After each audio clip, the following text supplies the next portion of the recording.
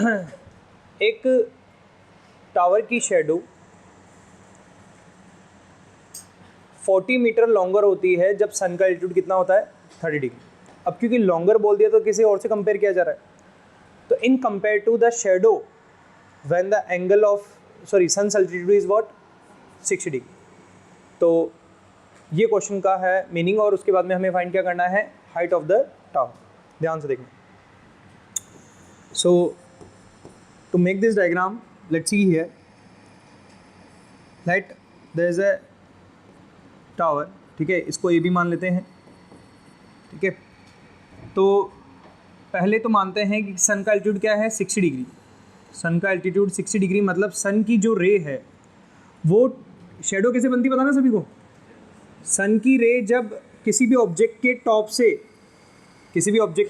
Top से scatter होके आगे बढ़ती है तो शेडो क्रिएट होती है। तो सन की रे बी से मिलती हुई कहाँ पर मिल रही है, सी पर, तो इस समय शेडो कौन सी होगी, सी ए। अच्छा, शेडो हमेशा ग्राउंड पर ही बनती है, सिंपल सी बात है।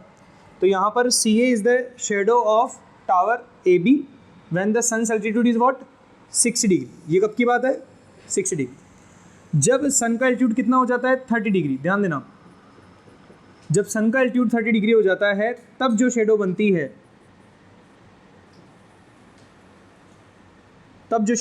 है, वो कौन सी शेडो बनेगी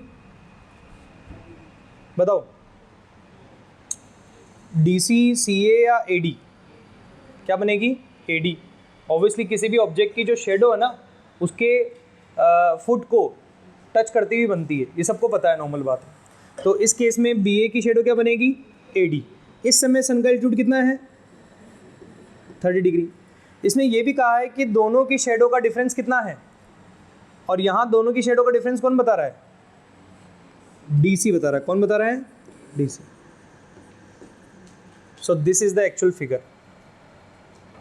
अब आप इसको एक बार क्वेश्चन से अच्छे से समझ लें, क्योंकि तो क्वेश्चन में गिवन है कि देयर इज अ टावर और उस टावर की शेडो बन रही है दो समय पर, एक जब सन का एल्टीट्यूड कितना है 60 डिग्री और एक जब सन का एल्टीट्यूड है 30 डिग्री। तो मैंने टावर की शेडोज बना दी यहाँ पर, ठीक है। इसके अलावा क्वेश्चन ही कह रहा है जब सन का एल्टीट्यूड 30 डिग्री है तब शेडो 40 मीटर ज़्यादा है, ज़्यादा लॉन्गर, ठीक है, in compare to what shadow when the sun's altitude is 60 degree. तो सन के एल्टीट्यूड जब 60 डिग्री था तब शेडो क्या बन रही थी, ए सी। जब सन का एल्टीट्यूड 30 डिग्री हुआ तो शेडो क्या बन रही थी, डी ए। इन दोनों का डिफरेंस कौन बताएगा, डीसी बताएगा, और डीसी का ही मेजरमेंट क्या है 40 मीटर। Is it clear? ये जो हम लॉन्गर वर्ड के पहले कुछ मेजरमेंट लिखते हैं ना, वो एक्चुअली दोनों का डिफरेंस होता है। फॉर कंपैरिजन मैं आपको एक एग्जांपल देता हूँ। मान लो there are two students A and B. A की हाइट है 5 फीट और बी की हाइट है 4.8 फीट, लेट सपोज। तो मैं यहाँ क्या कहूँगा, मैं कहूँगा that A is 0.2 feet longer than the B, ये कहूँगा। तो क्या 0.2 फीट ए की हाइट है, क्या बी की हाइट है? तो फिर 0.2 फीट हुई क्या, दोनों की हाइट का डिफरेंस।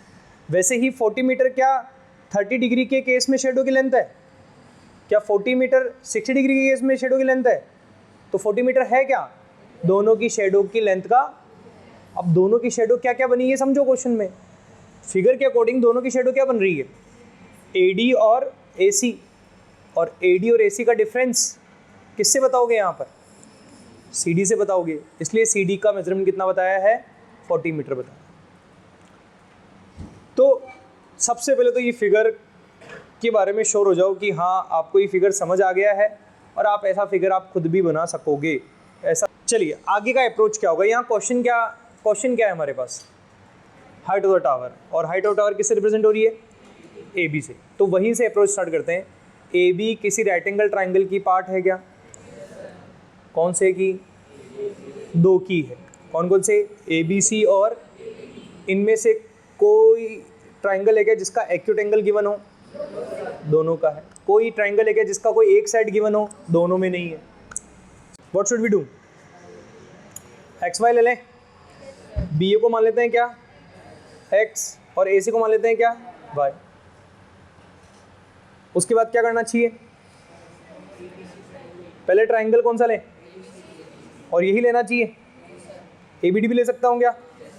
चलिए कौन सा लें पहले? ABC।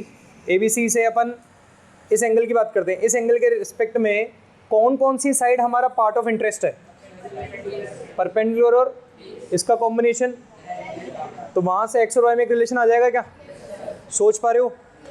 ठीक है, बहुत अच्छा। नेक्स्ट फिर क्या करेंगे? BDA या BAD ले लेंगे।